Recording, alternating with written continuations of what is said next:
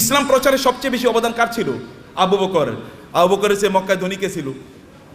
ইসলাম প্রচারের ক্ষেত্রে সবচেয়ে বেশি অবদান ছিল খাদিজাতুল কুবরা রাদিয়াল্লাহু তাআলা আনহার। খাদিজাতুল কুবরার চেয়ে মক্কায় ধনী নারী কে ছিল? ইসলাম প্রচারের ক্ষেত্রে, ইসলাম প্রতিষ্ঠার ক্ষেত্রে ওসমান ইবনে আফফান রাদিয়াল্লাহু তাআলা আনহুর সবচেয়ে বেশি অবদান ছিল।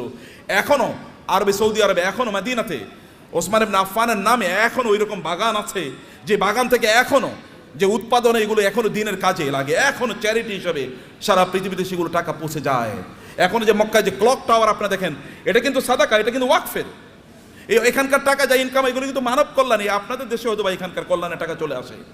তা আপনাকে তো এরকম অর্থবৃত্তের মালিক আপনাকে হওয়া দরকার, অর্থ ইনকাম করতে হবে, ফরজ।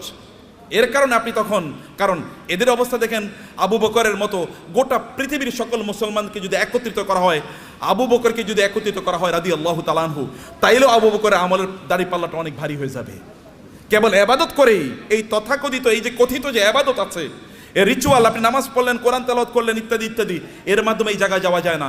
You need financial contribution to the establishment, to the preaching and the propagation of ইসলাম।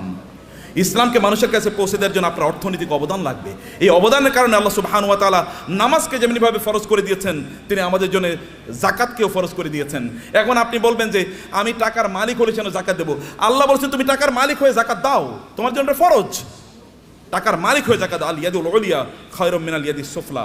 দানের হাত আল্লাহর কাছে প্রিয়। যে ব্যক্তি দান করে তার যে মর্যাদা, যে নেয়ার মধ্যে কি সওয়াব আছে নাকি? যে ঠিক আছে ভাই, আপনি ভিক্ষা করেন রাস্তায়, ভাই আমার একটু দেন না, এরপরে আপনার আমল নামে কেবল সওয়াব ঢুকতে থাকবে, সওয়াব ঢুকতে থাকবে নাকি? তাহলে সবাই ভিক্ষা, এবং মুসলমানরা প্রায় ভিক্ষার জাতি হয়ে গেছে। মাহফিল করলেও ভিক্ষা লাগে, মসজিদ বানাইলে হলেও ভিক্ষা লাগে। কেমন অবস্থা এটা? এটা কেন আপনারা করলেন? আপনারা কেন ইসলামকে এরকম জায়গায় নিয়ে আসছেন? আমরা কেন নিয়ে আসছি? আমি আলেমদের কথা বলছি, আপনাদের বলছি না। কেন এই জায়গায় নিয়ে আসবেন? এই জায়গায় আনার কথা ছিল না। You do something in order to earn money. আপনি মর্যাদার সাথে পৃথিবীতে বেঁচে থাকবেন, আপনি দেবেন, এরকম জায়গায় আপনি যাবেন। ওমর রাদিয়াল্লাহু আনহু যুগে যাকাত নেওয়ার মতো লোক পাওয়া যায় নাই। মুসলমানদের অবস্থা দেখেন, মরুভূমিতে আফ্রিকাতে লোকজন আফ্রিকা থেকে যাকাতের টাকা নিয়ে এসে ওমর কাছে আসে, ওমর রাদিয়াল্লাহু আনহুর কাছে আসে।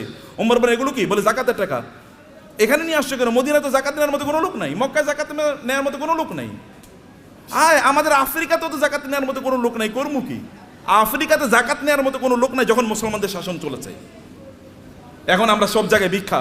আফ্রিকা মানে হচ্ছে ভিক্ষুকের জাতি, অথবা আন্ডার ডেভেলপড, লিস্ট ডেভেলপড, অথবা সবচেয়ে অনুন্নত দেশ।